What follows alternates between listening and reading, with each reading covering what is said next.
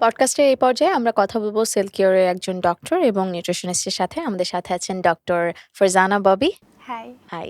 এবং আমার সাথে আছেন nutritionist Rashida Afroz. Welcome to our podcast. আমি একটু ডাক্তারের কাছে আগে যেতে চাই, কারণ আমাদের সকল সলিউশন এবং ট্রাস্টের জায়গাটা আসলে ডক্টরের কাছে। আমি একটু জানতে চাই, বাংলাদেশে অ্যাস্থেটিক এবং লেজার ট্রিটমেন্ট নিয়ে মানুষের অ্যাওয়ারনেস আগের তুলনায় এখন অনেক বেশি বেড়েছে। আপনি যেহেতু সেল কিউরে অনেক বছর ধরে আছেন, আপনার এক্সপেরিয়েন্স থেকে জানতে চাই যে সাধারণত কোন ধরনের পেশেন্ট বেশি আসে আপনার ক্লিনিকে এবং কোন বয়সের মানুষ এবং কি ধরনের কনসার্ন সবথেকে বেশি আপনি দেখেন? আসলে আপনি যেটা বললেন যে আগের চেয়ে এখন দেখা যায় যে মানুষ অনেক স্কিন নিয়ে অ্যাওয়ার বেশি। সো আমরা সব ধরনের পেশেন্টই পাই। টিনেজার থেকে শুরু করে মিড এজের পেশেন্টও আমরা অনেক পাই। মেইনলি আমরা যে প্রবলেমগুলো দেখতে পারি কম বেশি সব ধরনের পেশেন্টই আমাদের কাছে আসে। বাট একনি প্রবলেম, তারপর হাইপার পিগমেন্টেশন নিয়ে বা যারা একটু basic skin care routine maintain করতে চাচ্ছে বা একটু নিজেকে আরেকটু সুন্দর করতে চাচ্ছে, ইনভেসিভ ট্রিটমেন্ট যেগুলো আছে like botox, filler, PRP, hair growth নিয়ে মানুষের এই ধরনের সব ধরনের পেশেন্টই আমরা আমাদের অ্যাস্থেটিকে পাই। আচ্ছা। আরেকটু জানতে চাই, যারা ১ম বার অ্যাস্থেটিক নিতে চায় ট্রিটমেন্টটা, তাদের জন্য কি একটু এক্সপ্লেইন করবেন যে সেল কিউরে আসলে মূলত কি ধরনের ট্রিটমেন্ট আপনারা প্রোভাইড করেন এবং কোন ট্রিটমেন্টগুলো বর্তমানে আপনাদের ওখানে বেশি ফ্যামিলিয়ার? এক্ষেত্রে আসলে আমরা পেশেন্টের সাথে কাউন্সেলিং করি। প্রপার কাউন্সেলিং, তার হিস্ট্রি নেওয়ার চেষ্টা করি। সে কি ধরনের প্রবলেম ফেস করছে। যেহেতু বিউটিফিকেশনটা অনেকটা আমাদের হচ্ছে সাইকোলজির সাথে কিন্তু রিলেটেড। দেখা যায় যে একটু ফেস নিয়ে মানুষ কনসার্ন থাকে বেশি অন্যান্য জায়গার চেয়ে। তো আমরা চেষ্টা করি যে তাদের প্রপার যে কি প্রবলেম তারা ফেস করছে, কি ধরনের সলিউশন তারা আমাদের কাছে চাচ্ছে, এটা প্রপার একটা কাউন্সেলিং করে তাদের হিস্ট্রি নিয়ে তাদের কোনো ডিজিজ বা হরমোনাল ইস্যুস আছে কিনা এই জিনিসগুলো আমরা একটু রিলেটেড করে তার প্রবলেম অনুযায়ী তাকে একটা বেস্ট সলিউশন দেওয়ার চেষ্টা করি। আর আমি ১ম এ বলছিলাম যে আমাদের কাছে সব ধরনের পেশেন্ট আছে এবং সব ধরনের বেস্ট ট্রিটমেন্ট আমাদের কাছে এভেইলেবল। বাট আমি যেটা নিয়ে কথা বলব সেটা হচ্ছে আমাদের সবচেয়ে পপুলার ট্রিটমেন্ট হচ্ছে বেলেকা জাপান। এটা দেখা যায় যে আমাদের পেশেন্টদের কাছে খুব হাইপ একটা ট্রিটমেন্ট। অনেকে ইনস্ট্যান্ট লিফট আপ চাচ্ছে যে আমার আসলে কালকে একটা প্রোগ্রাম আছে, আমি একটা ইনস্ট্যান্ট লিফট আপ চাচ্ছি। তখন আমরা তাদেরকে সেটা দিচ্ছি। এটা প্রপারলি ডিপ ক্লিনজিং করে। দেখা যায় যে অনেক সময় আমরা প্রপার ক্লিনজিং করি না, যার জন্য আমরা যেসব প্রোডাক্ট ব্যবহার করছি ওগুলা প্রপারলি আমাদের স্কিনে অ্যাবসর্ব হচ্ছে না। পিনেট্রেট হচ্ছে না। সেক্ষেত্রে বেলেগা জাপান খুব ভালো কাজ করে। ডিপলি ক্লিন করে স্কিনটা ৩ ধাপে ক্লিন করে। আমাদের স্কিনের একদম ভিতরের লেয়ার থেকে ক্লিন করে। যার ফলে দেখা যায় যে অন্যান্য যে প্রোডাক্টগুলো আমরা ব্যবহার করছি ওটার ভালো একটা বেনিফিটস আমরা পাই। তা বাদেও আমাদের অ্যাকনির জন্য মাইক্রো নিডলিং, কেমিক্যাল পিলিং, তাছাড়া পিগমেন্টেশন এর জন্য আরো বিভিন্ন ওয়েট ধরনের লসের জন্য। রাইট, হ্যাঁ। আমাদের ওয়েট লসেরও অনেক ভালো ট্রিটমেন্ট আছে। সেটার সেটার ব্যাপারেও আমরা ডক্টর কাউন্সেলিং এর সাথে, সাথে নিউট্রিশনিস্ট এর কাছে প্রপার একটা কাউন্সেলিং এর জন্য পেশেন্টকে আচ্ছা, যেহেতু নিউট্রিশনিস্টের কথা আসলো, আমি একটু আপনার কাছে জানতে চাই রাশিদা আপা, যে থাকে না যে weight loss, healthy eating, nutrition নিয়ে আমাদের কিন্তু অনেক কনসার্ন যে আমরা ঠিকঠাক খাচ্ছি কিনা, যেটা ইনটেক করছি is that beneficiary for us or not. So মানুষের আপনার এক্সপেরিয়েন্স থেকে জানতে চাই যে সাধারণত কি ধরনের পেশেন্ট আপনার কাছে বেশি আসে এবং কমন কি ধরনের প্রশ্ন আপনার কাছে করে? আমার কাছে সব রকম পেশেন্টই আমি পাই যেহেতু এটার সাথে ওয়েট লস সম্পর্কিত। আর এর ভিতরে আছে দেখা যায় uncontrolled diabetes, pressure, kidney disease, PCOS, fatty liver. তো এই পেশেন্টগুলোর পাশাপাশি যেহেতু আমাদের অ্যাসিডিক ক্লিনিক থাকে, তো আমাদের এর ভিতরে এরকম স্কিন রিলেটেড কিছু সমস্যা থাকে যেমন অ্যাকনি, মেলাজমা, হেয়ার ফল। তো এই পেশেন্টগুলোর আসলে ডায়েট চার্টগুলো আমি করে দেই। আর মেইন ফোকাসটা থাকে আসলে আমার মূলত ওয়েট লস নিয়েই। আচ্ছা, একটু ওয়েট লস নিয়েই জানতে চাই যে অনেক সময় থাকে না যে লং টার্ম মেইনটেইন করতে গেলে অনেকের হাসফাস লাগে যে এত টাইম মেইনটেইন করতে পারবো না। তখন তারা স্ট্রাগল করে। কি ধরনের স্ট্রাগলটা করে এবং ডায়েট প্ল্যান ফলো করতে গেলে আসলে আপনার সাজেশনটা কেমন থাকে? আসলে স্ট্রাগলটা মেইনলি যেটা সে করে সেটা হলো তার মানে ধারাবাহিকতা থাকে না ডায়েট ফলো করতে গেলে। দেখা যায় একটা নির্দিষ্ট সময় পর্যন্ত সে তো স্ট্রিক্ট ডায়েট একটা ফলো করতে চায়। তারপর আবার সবকিছু ছেড়ে ইচ্ছা মতন খাওয়া-দাওয়া হুম, শুরু হুম, করে বা হুম, লাইফস্টাইল একদম মেইনটেইন করে না। ঘুমটা ঠিক মতন হয়তো করে না। তো আমি ১ম এ যেটা বলি যে তার আসলে লাইফস্টাইলটা তাকে চেঞ্জ করার চেষ্টা করি। যে সে যাতে প্রপারলি ঘুমায়, ঠিক মতন পানি পান করে বা যে সমস্যাগুলো নিয়ে আরকি মেইনলি ওয়েটটা গেইন হচ্ছে, সমস্যাগুলো আরকি সলভ করার চেষ্টা করি তার লাইফস্টাইল মডিফিকেশন এর মাধ্যমে। ওকে। আচ্ছা, আমি একটু ডক্টরের কাছে জানতে চাই, ডক্টর ফারজানা, যে অনেকেই আছে না যে মাইক্রো নিডলিং নিয়ে অনেক ধরনের ট্রমাতে ভুগে। যে is it painful or not? এটা কি আসলে মানে কতটুকু পেইন পাবো? এবং এটা নিয়ে অনেক ধরনের মানে প্রসিডিওর মিথ রয়েছে। আমি একটু জানতে চাই এটা আসলে কি? আসলে মাইক্রো নিডলিং যে প্রসিডিউরটা, এটা হচ্ছে দেখা যায় যে নিডলগুলো থাকে সেগুলো খুব স্কিনের সুপারফিশিয়াল লেয়ারে কাজ করে। হুম, হুম, আর আমরা অ্যাসথেটিক ট্রিটমেন্ট গুলো পেশেন্টকে খুবই যেন তার জন্য পেইনফুল না হয়, সে খুব কমফোর্টেবল ভাবে নিতে পারে, এরকম ভাবেই সাজেস্ট করে থাকি। হুম, হুম, আমরা এই প্রসিডিউরের আগে নাম্বিং ক্রিম ইউজ করি এবং হুম, হুম, একদমই পেইনলেস একটা প্রসিডিউর মাইক্রো নিডলিং। সো হুম, হুম, খুবই ছোট, ছোট সূক্ষ্ম, সূক্ষ্ম নিডল থাকে যেটা পেনিট্রেটর মাধ্যমে কোলাজেন প্রোডাকশনটাকে ইনক্রিজ করা হয়, যার ফলে সেল রিজুভেনেশন এর কাজ করে। হুম, হুম। সো এটা আসলে একটা মিথ। এরকম কোনো ডিসকমফোর্ট তাকে ফিল করতে হয় না। মাইক্রোনিডলিং আসলে হেল্প করে টু বুস্ট আপ, রাইট? আচ্ছা, আমি একটু জানতে চাই যে ধরেন যে অ্যাস্থেটিক ট্রিটমেন্ট নিয়ে অনেকের অনেক ধরনের মতামত আছে। আমি বন্ধ করে দিলাম। অনেকেই মনে করে যে আমি একবার ট্রিটমেন্ট নিয়েছি, এটা অফ করে দিলাম। দ্বিগুণ আকারে সেই সমস্যাগুলো আমার প্রকট আকারে ধারণ করছে আবার। এই ধরনের মিসকনসেপশন তো আপনারা পান। সো ওইগুলোকে আসলে কতটুকু সত্য এবং এটা কি আসলে আদৌ হয় কিনা? বা অ্যাস্থেটিক একবার নেওয়ার পরে যদি অফ করে দেই সেটার কোনো রিঅ্যাকশন আসলে হয় কিনা একটু জানতে চাই। এখানে আমি একটা ছোট্ট এক্সাম্পল দিব। অ্যাসথেটিক ট্রিটমেন্টটা আসলে আমরা ২ টা ব্রাঞ্চে কাজ করি। একটা হচ্ছে টার্গেটেড ট্রিটমেন্ট। আপনার প্রবলেম কি? সেই অনুযায়ী আমরা একটা ট্রিটমেন্ট সাজেস্ট করব এবং যেন পরবর্তীতে সেই প্রবলেমগুলো আর কোনোদিন ব্যাক না আসে এবং আপনি একটা হেলদি, গ্লোয়ি, কনফিডেন্ট স্কিন পান, তার জন্য একটা মেইনটেন্যান্স যেটা আছে সেই ব্রাঞ্চে আমরা কাজ করব। আমি একটা ছোট্ট এক্সাম্পল দিব। আপনি যদি আপনার ঘরটাকে সুন্দর গুছিয়ে রাখেন, একবার গুছালেই কি সেটা সারা জীবন গুছানো থাকবে? এরকম তো নয়। তো অ্যাসথেটিক ট্রিটমেন্টটাও অনেকটা এরকম। আমরা তার টার্গেটেড প্রবলেম অনুযায়ী কোনো পেশেন্ট যদি অ্যাকনি নিয়ে আসে, তার অ্যাকনিটা ১ম এ সলভ করার ট্রাই করি। এবং একটা স্পেসিফিক ট্রিটমেন্টের মাধ্যমে এবং কিছুটা সেশনের মাধ্যমে আমরা অ্যাকনি প্রবলেমটা সলভ করে দিলাম। এরপরে তার স্কিনটা যেন হেলথি থাকে, গ্লোয়ি থাকে, তার জন্য অবশ্যই তাকে মেইনটেইন হুম, করতে হুম, হবে। একদম। রাইট। আমরা অনেকেই বলি যে স্লিপ সাইকেলটা যদি ঠিকমতো মেইনটেইন না হয় একনি হয়। আবার গাট যদি ক্লিয়ার না থাকে তাহলেও সেক্ষেত্রে একনি হয়। গাটের কথা যেহেতু আসলো, স্ট্রেস, স্লিপ এবং ফুড ক্রেভিং এই ৩ টা বিষয় আসলে কিভাবে একে অপরের সাথে কানেক্টেড? লাইফস্টাইলে যদি আমি বলতে চাই ইমব্যালেন্স কিভাবে ওয়েট গেইন এ ইমপ্যাক্ট করে? আচ্ছা, এই ক্ষেত্রে আমি বলব যে স্ট্রেস থেকে আসলে আমাদের শরীরে কর্টিসল নামক একটা হরমোনের সিক্রেশন বাড়ে যেটা বিভিন্ন টাইপের খাবারের প্রতি ক্রেভিংটা তৈরি করে। সেক্ষেত্রে হয়তোবা দেখা যায় হাই ক্যালোরি ফুডগুলোর প্রতি বা সুগারি ড্রিংকস এর প্রতি আসলে আমাদের তখন ক্রেভিংটা বাড়ে। আর যদি ঘুম কম হয় তাহলে ল্যাপটিন নামক একটা হরমোনাল সিক্রেশন আসলে কমে যায়। যেটা আসলে আমাদের ক্ষুধা ভাবটা আসলে কমিয়ে রাখে বা বারবার ক্ষুধা যে ফিল হয় যে আমরা ফিল করি যে ক্ষুধা লাগছে বা তৃপ্তি যে ফিল করছি না সেটার জন্য আসলে কাজ করে। তো আমাদের যখন ঘুমটা কম হয় তখন কিন্তু সেই ল্যাপটিন হরমোনটা সিক্রেশনটা আসলে কম হয়ে যায়। তখন দেখা যায় বারবার ক্ষুধা লাগে।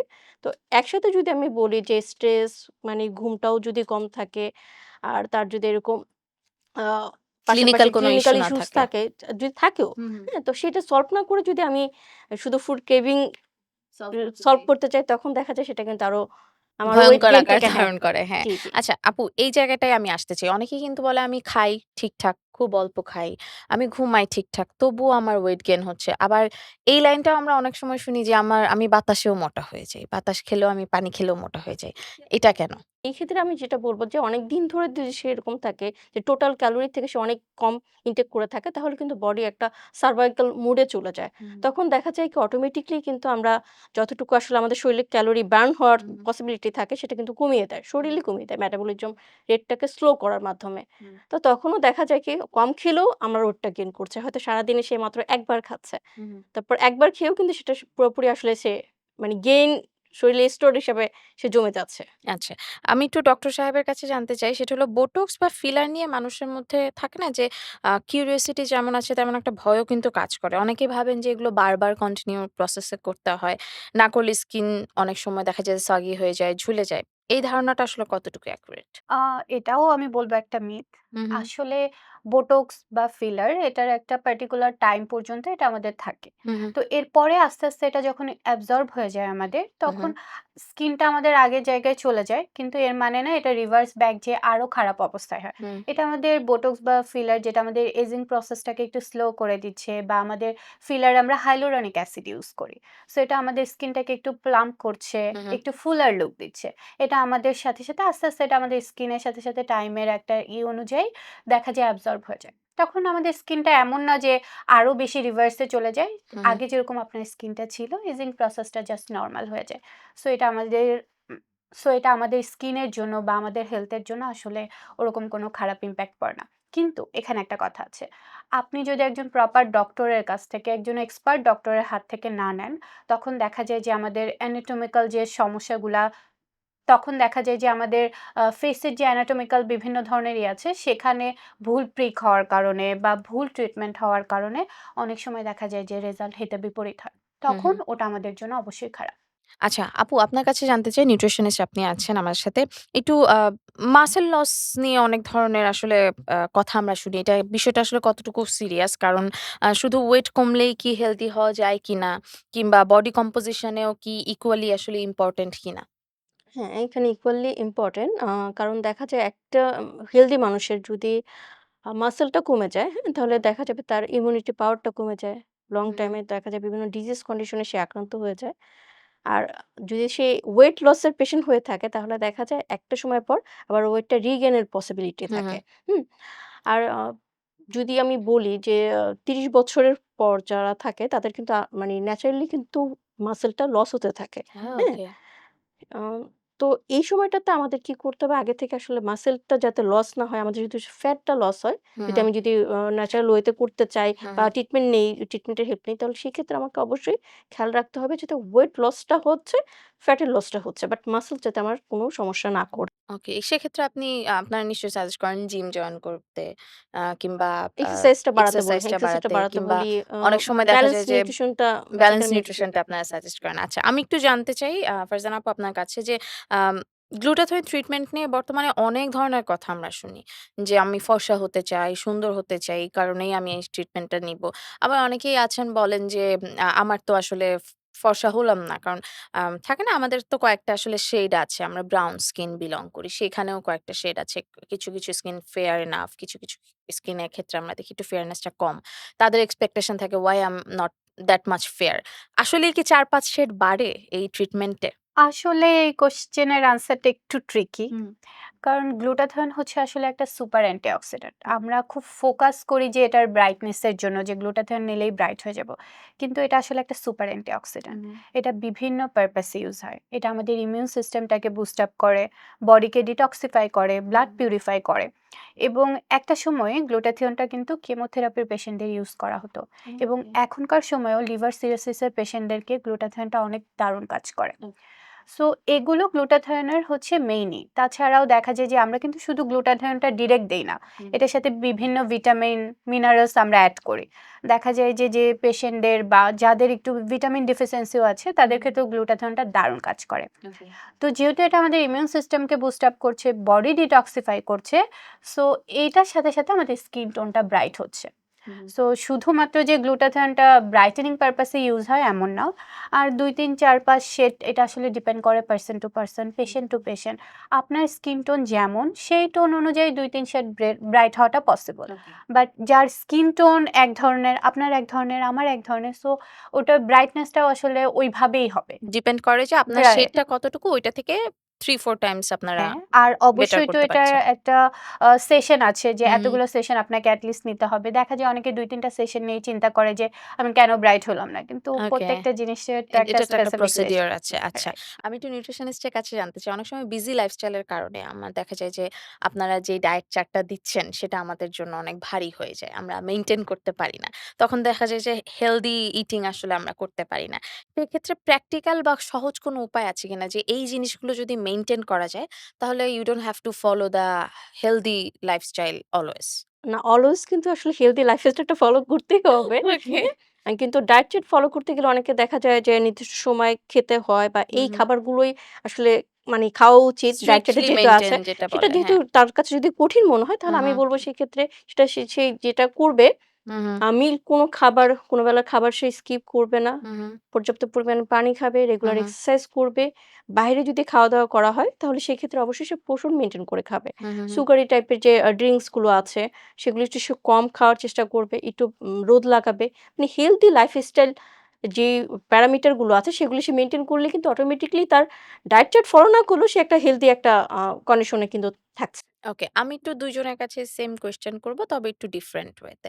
আপনার কাছে ১ম এ করি নিউট্রিশনিস্ট যিনি আছেন। অনেকেই আছে বলে না যে আমার বয়স কম, আমার ওজনও কম কিন্তু আমার ফ্যাটি লিভার কি করে হলো?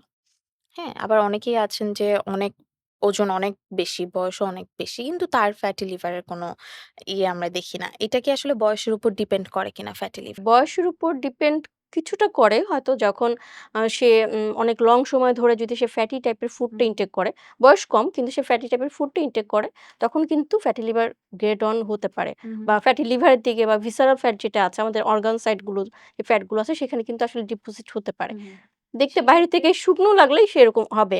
আবার অনেকে দেখা যায় হয়তো একটু হেলথি কিন্তু সে লাইফস্টাইলটা খুব সুন্দরভাবে মেইনটেইন করছে।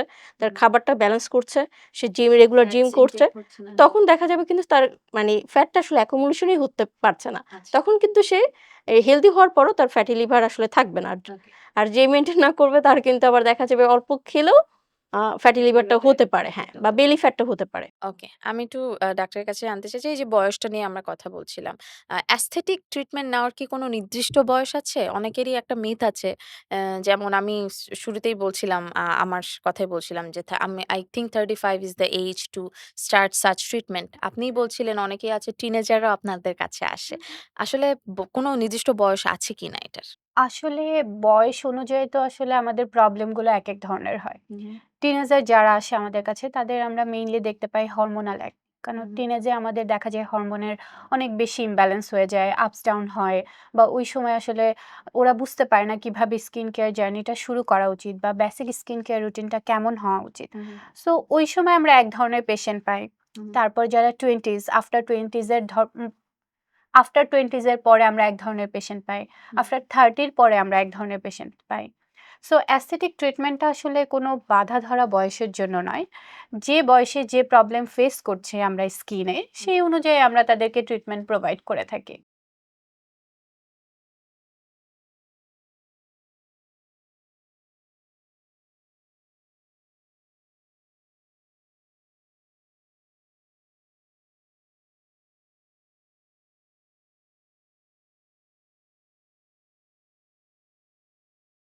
আসলে এটা পেশেন্ট টু পেশেন্ট ভ্যারি করে। তার উপরে আরো একটা জিনিস যেটা ইম্পোর্টেন্ট, পেশেন্টের যে হেয়ার ফল হচ্ছে বা নতুন হেয়ার গ্রো করছে না, এর পিছনে আসলে কারণটা কি? হুম, হুম, কারো জেনেটিক্যাল ইস্যুস থাকে, কারো হরমোনাল ইস্যুস থাকে, হুম, কারো দেখা যায় যে ওভার যে প্রোডাক্ট গুলা ব্যবহার করেছে তার রিঅ্যাকশন এর কারণে হয়ে যায়। হুম, তার রিঅ্যাকশন এর কারণে হচ্ছে। সো আসলে এক্সাক্ট কি প্রবলেমের জন্য তার হেয়ার ফল হচ্ছে বা হেয়ার গ্রো করছে না, সেই প্রবলেমটা ১ম এ আমরা আইডেন্টিফাই করার ট্রাই করি। হুম। এবং সেই অনুযায়ী আসলে আমরা তাকে সলিউশন দিতে পারি যে আপনার কয়টা সেশন লাগবে। আবার হচ্ছে দেখা যায় যে পেশেন্ট একেকজনের তো ইমিউন সিস্টেমটা একেক রকম। হুম, ট্রিটমেন্টটা একেকজনের উপর একেকভাবে কাজ করে। হুম, হুম। সো ওটার উপরে আসলে ডিপেন্ড করে। সো আমরা স্পেসিফিক ভাবে একজন পেশেন্টকে এনালাইসিস না করে, প্রপার কাউন্সেলিং না করে বলতে পারি না যে আপনার জন্য আসলে কয়টা কয়টা সেশন সেশন আসলে দরকার হয়? আমরা যা খাই তাই তো আসলে রিফ্লেক্ট হয় আমাদের বডিতে। সেটা আম ডক্টর বলছিলেন যে আসলে কার কতটুকু বা কার আসলে গ্রো করছে না সেটা আসলে না দেখে বলা খুব মুশকিল। আপনার কাছে নিশ্চয়ই পেশেন্টরা আসে যারা আসলে জানতে চায় এই ওয়েট লস করাটা কতদিনের প্রসেস এবং একজন মানুষের জন্য রিয়ালিস্টিক আসলে এক্সপেকটেশন কি হওয়া উচিত? কতদিন লাগতে পারে? আচ্ছা, ওয়েট লসটা আসলে মেইনলি কোনো ১-২ মাসের আসলে প্রজেক্ট যদি আমি চিন্তা করি, হুম, হুম। তাহলে কিন্তু না, হ্যাঁ? হ্যাঁ। এটা লং টাইম আসলে লাইফস্টাইলটাকে চেঞ্জ করার আসলে প্রসেস আমি যদি বলি, হুম, হুম। হ্যাঁ, এই ক্ষেত্রে আমাদের যেটা করতে হবে যে সে কেন ওয়েটটা গেইন করছে সেটা আসলে রুট কজ গুলো আসলে চেক করতে হবে। হুম, হুম। হ্যাঁ? সে যদি আনহেলথি লাইফ লিড করে, তার যদি কোনো হরমোনাল ইস্যুস থাকে, কোনো ডিজিজ কন্ডিশন থাকে, কোনো যদি পিসিওএস বা এরকম টাইপের কোনো কন্ডিশন মানে সরি পিসিওএস বা কোনো অন্য কোনো রোগ থাকে তাহলে আগে সেটাকে কিউর করতে হবে। ওকে। সেটাকে কিউর করার পাশাপাশি তারপর তাকে কিন্তু ডায়েট চার্টটা বা ডায়েট মডিফিকেশনটা সেটা যেটা আগে সে করতো, মেইনটেইন করতো সেটা কিভাবে করলে আরো বেটার রেজাল্ট পাবে তখন তাকে সেভাবে করে আগাতে হবে। আচ্ছা, এভারেজ কতদিনের মধ্যে আসলে আমি সেই এক্সপেক্ট ক্ষেত্রে করতে হ্যাঁ, পারি একটা আমি একটু নোটিসেবল? নোটিসেবল একটা যদি হ্যাঁ, আমি রেজাল্ট চাই তাহলে সেক্ষেত্রে ৬ থেকে ৮ সপ্তাহের ভিতরে আমার একটা নোটিসেবল রেজাল্ট পেতে হুম, পারি। হুম। যদি বাকি টার্ম গুলো সে যদি ফলো মেইনটেইন আপ করে, করে। ফলো আপ আচ্ছা, করে। ওকে। ডক্টরের কাছে একটু জানতে চাই যে হেয়ার পিআরপি নিয়ে আরেকটা কমন কনসার্ন থাকে যে ট্রিটমেন্ট বা সেশন বন্ধ করলে আবার হেয়ার ফল বেড়ে যায়। তারপর আ আবার আগের আ ইয়েতে আমরা চলে যাই, অবস্থায় চলে যাই। এই কথাটার আসলে সায়েন্টিফিক কোনো এক্সপ্লেনেশন আছে কিনা? হ্যাঁ, আছে। ওকে। এটা হচ্ছে যে পিআরপিটা আসলে কি? এটা জানাটা হুম, আমাদের হুম, জন্য ইম্পোর্টেন্ট। পিআরপিটা হচ্ছে প্লাটিলেট রিচ প্লাজমা। হুম, হুম, যেটা আমরা আপনার ব্লাড থেকেই হচ্ছে সেন্ট্রিফিউজ এর মাধ্যমে প্লাজমাটা কালেক্ট করি হুম, হুম, এবং সেটাই আপনার হেয়ার রুটে আমরা করি। এবং এটার সাথে অনেক সময় আপনার রিকোয়ারমেন্ট অনুযায়ী বা কি ধরনের দরকার আমরা বায়োটিন, গ্রোথ ফ্যাক্টর বা বিভিন্ন ধরনের ভিটামিনস আমরা এড করি এটার সাথে। তো এটা যেহেতু আপনার ব্লাড থেকেই নেওয়া একটা প্লাজমা, সেটা যদি আপনি স্টফ করে দেন, তাহলে কিভাবে সেটা রিভার্স ব্যাক যায়? হুম, হুম, এটা খুবই নরমাল।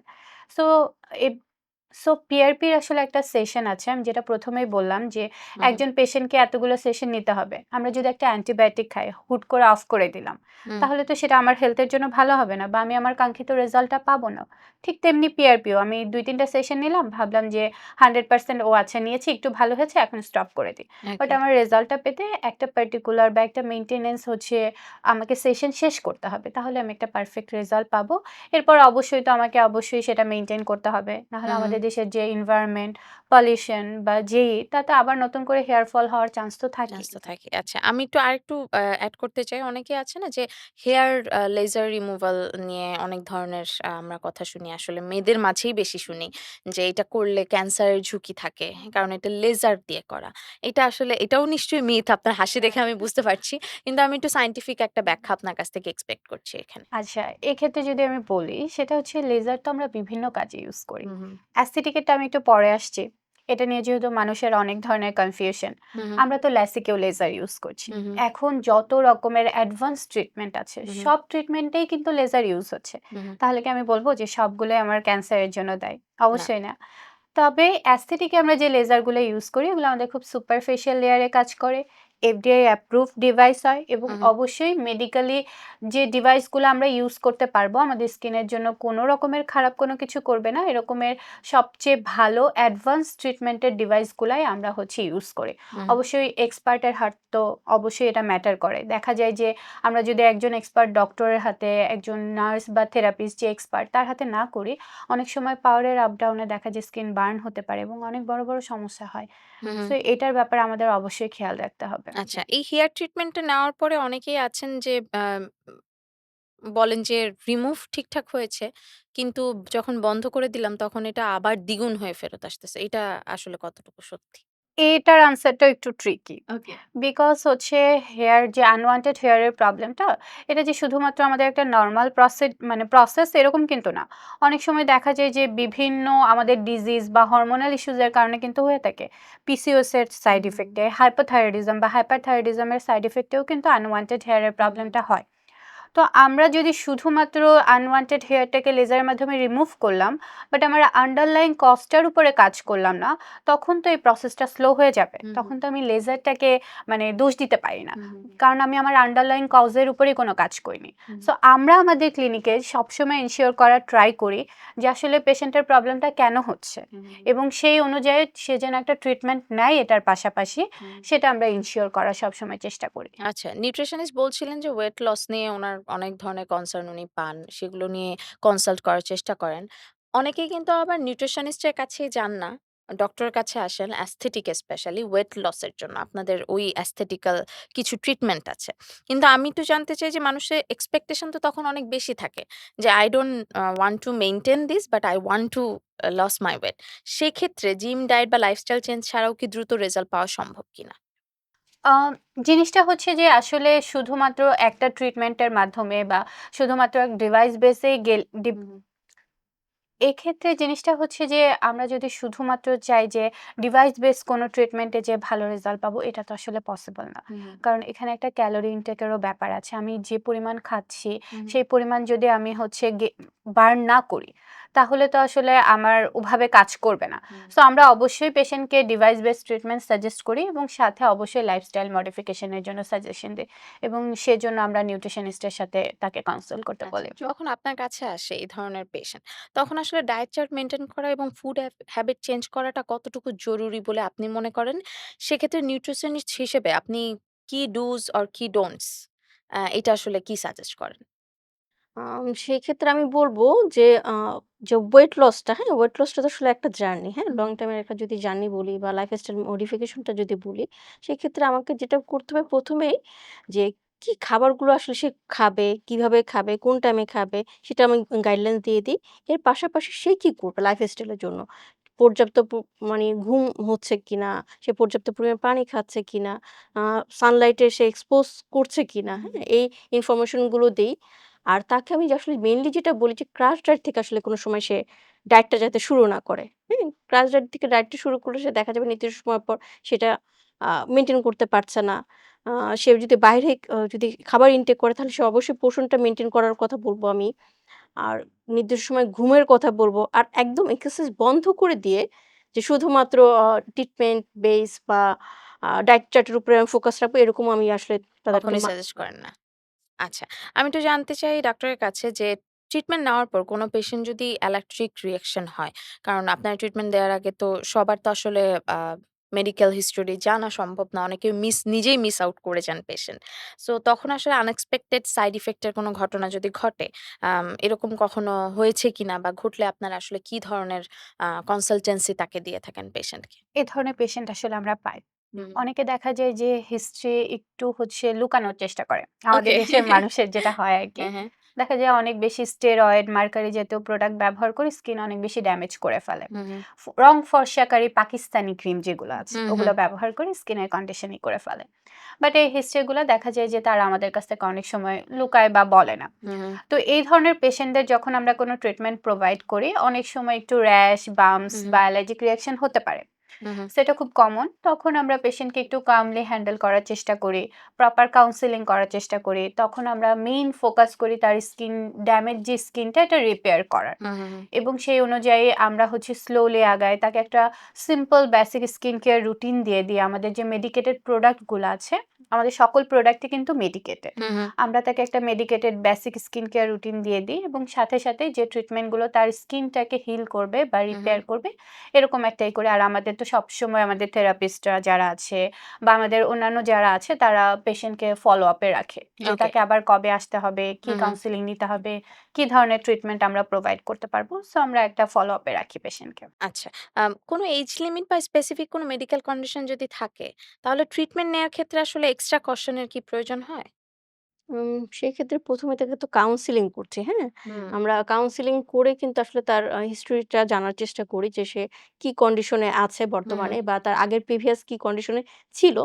যদি এরকম কোনো পেশেন্ট থাকে যার আসলে উম কিছু ক্লিনিক্যাল কন্ডিশন থাকে যেমন হুম, হুম, হার্টে যদি রিং পরানো থাকে বা পেসমেকার বসানো থাকে বা শরীরে অন্যান্য কোথাও যদি কোনো মেটাল থাকে হুম, হুম, হুম, তাদের জন্য আসলে আমরা ট্রিটমেন্টটা সাজেস্ট করি না।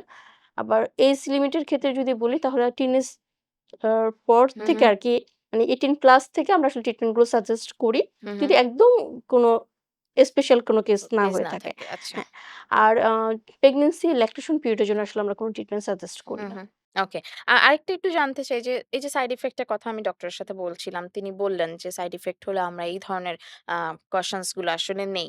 ট্রিটমেন্ট এর কোনো সাইড ইফেক্ট বা প্রিকশন যদি থাকে, সেটা যদি আপনি এক্সপ্লেইন একটু করতেন। কারণ আপনি যখন একটা চার্ট দিয়ে দিচ্ছেন, একটা ডায়েট ফলো করার কথা বলছেন, ওইটা থেকেও তো অনেক সময় সাইড ইফেক্টস আসে। কারণ অনেক সময় হিস্টোরি আসলে আপনিও জানেন না যে এটা তার অ্যালার্জিক কিনা। অনেক সময় আমরা নাটস বলি খেতে, কিন্তু অনেকের নাটস এ আসলে অ্যালার্জি থাকে। সেক্ষেত্রে আসলে কি ধরনের সেই ক্ষেত্রে যদি এরকম কোনো সমস্যা নিয়ে সে যদি আসে তাহলে কিন্তু আমরা তাকে নির্দিষ্ট সময় পর কিন্তু তাকে কাউন্সেলিংটা আবার করি। হ্যাঁ? ওকে।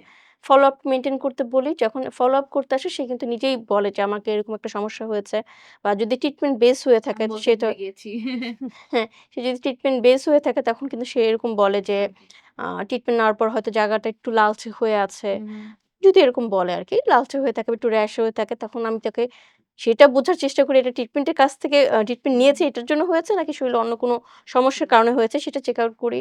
আর আসলে মেইনলি ১ম এ যে আমরা কাউন্সেলিংটা করি সেখানে আসলে তার সবকিছু বুঝিয়ে দেওয়ার চেষ্টা করি যে আসলে তার ট্রিটমেন্টটা তার জন্য সেফ হবে কি হবে না। মানে নির্দিষ্ট হ্যাঁ, একটা সময় সমস্যা নিয়ে আপনারা হ্যাঁ, কাউন্সেলিংটা দেন। নির্দিষ্ট সময় নিয়ে কাউন্সেলিংটা করি। আর সেফ আসলে মেইনলি সবার জন্যই মোটামুটি সেফ এই যে হুম, হুম। নির্দিষ্ট কিছু যারা ক্লিনিক্যাল সমস্যা না থাকে তাদের জন্য মানে মোটামুটি সবার জন্য সবাই কিন্তু সেফ। আচ্ছা। এই যে সেফ ব্যাপারটা, অ্যাস্থেটিক ক্লিনিকের ব্যাপারটা, এগুলো নিয়ে তো এতক্ষণ কথা বললাম। কিন্তু clinic to clinic, place to place কিন্তু ভ্যারি করে কি যে ট্রিটমেন্ট আসলে খুব কম কস্টে অফার করা হয় অনেক সময়। যে অনেকেই আমরা বলি না যে আপনার এখানে আপনারা এত টাকা বলছেন, কিন্তু সেইম জিনিসই তো আরেকটা জায়গায় আমি কমে পেয়েছি। একজন ডক্টর হিসেবে কোয়ালিটি ক্লিনিকগুলোর আসলে এই প্রাইসিংটা তুলনামূলক একটু হাই হয়। কেন হয়? সেটা একটু আমি আপনার কাছ থেকে জানতে চাই।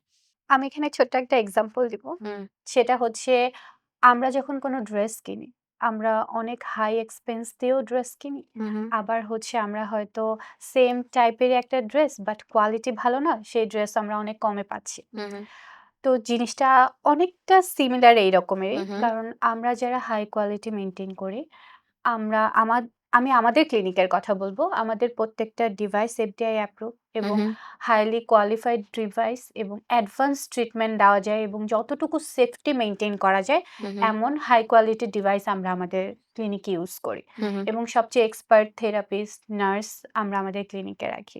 প্রপার হাইজিন আমরা মেইনটেইন করি।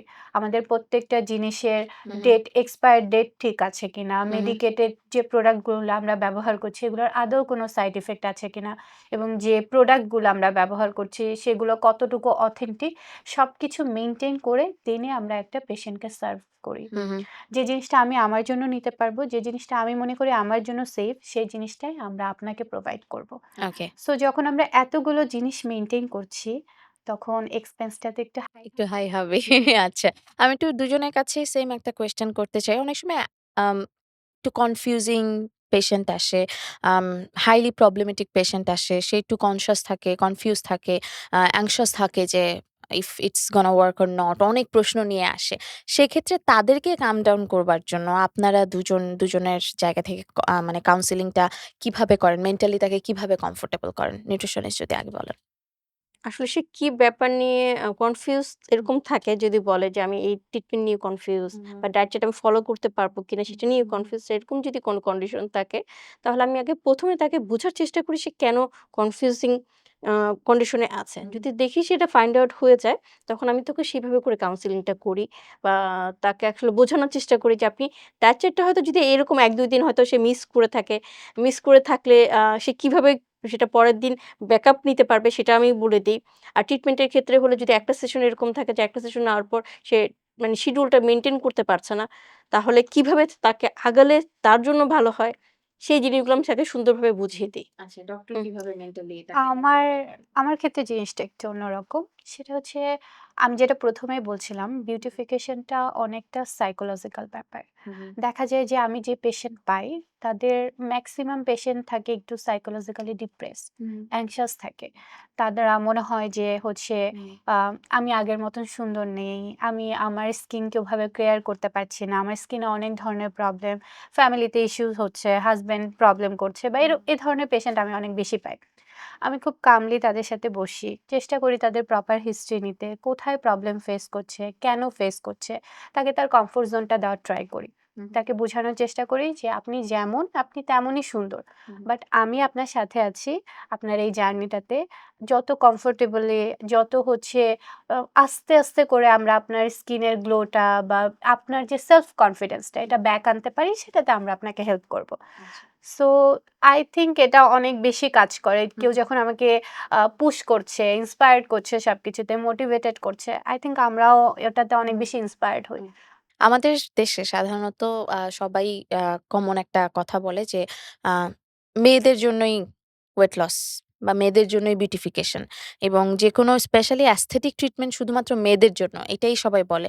ছেলেরা অনেকেই চায় কিন্তু লজ্জায় হয়তোবা আসতে পারে না। কারণ সোসাইটির একটা প্রেশার থাকে যে তুমি কি বিউটিফিকেশন করতে যাচ্ছ কিনা, অ্যাস্থেটিক এ লেজার ট্রিটমেন্ট করতে যাচ্ছ কিনা।